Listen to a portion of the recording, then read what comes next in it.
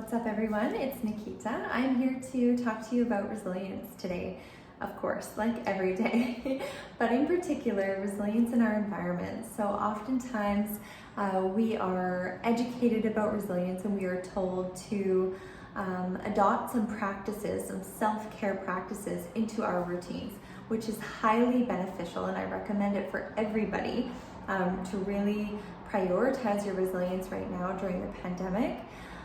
But we also have to look at our environment. So what is in our environments that makes us more or less resilient? And there are many things that come into play. Almost everything we come in contact with throughout the day contributes to our resilience or lack of resilience. So one thing I want to really emphasize is nature.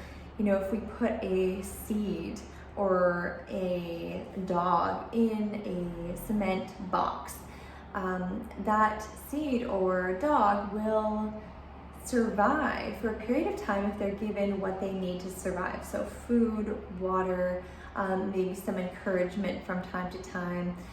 The seed will need some soil. But in order to spread and to thrive and to bloom and really root itself down, you know, if you have a seed in a cup, eventually it will grow, but it will outgrow that cup. And in order to really thrive as a plant, it wants to spread its seed. It wants to leach into more soil. And in order to do that, it needs more space.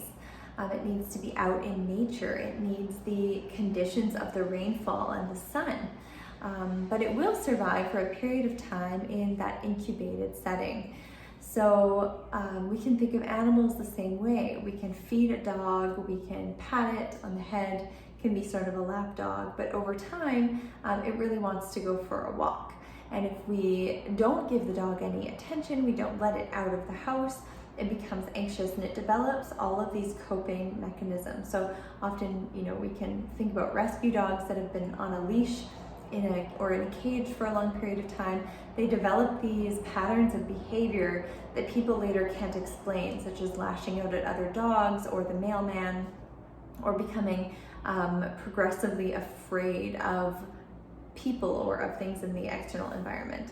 And I want to think of people as the same way. Often we think we're the exception because we can intellectualize our way out of these situations. We can think, okay, well, we are in lockdown, so it doesn't apply to us. We know there's a virus, we're choosing this for ourselves, so it doesn't apply.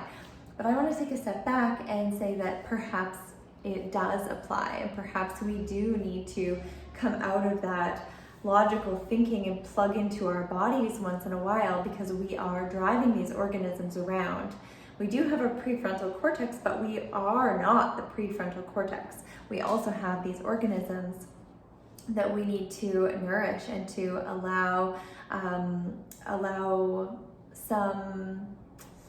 we need to advocate for, I think, in our lives. So I really want to encourage you to get into nature for your own environmental resilience. Another thing is to surround yourself with people who are healthy for you. So I know where I live, we're allowed to gather in small groups outdoors, or even just go for a walk and go to a place where a lot of healthy people are walking around and smile and say, how's your day, from a little ways away, where, you know, it is safe, but you are also getting that social connection, because that is crucial to thriving as individuals. We are social creatures.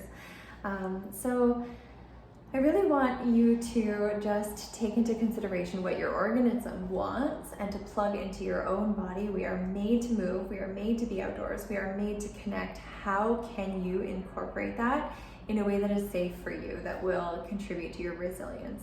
Because we know that when we bypass those things and we intellectualize them and say, it's okay, I know that I just need to stay inside, I'll just plug through another 6 months or 3 months or whatever, and then we end up depressed or anxious or with chronic disease later on down the road.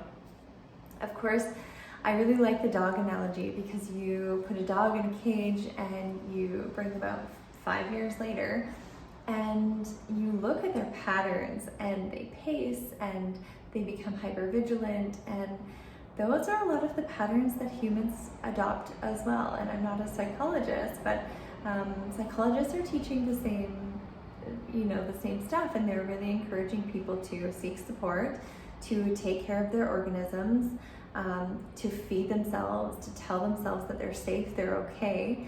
And if we can really like reparent ourselves and condition ourselves in a way that helps us to actually thrive, then we can be resilient individuals. So if you have the privilege to go outside, please today go outside and connect with some people around you. Thanks.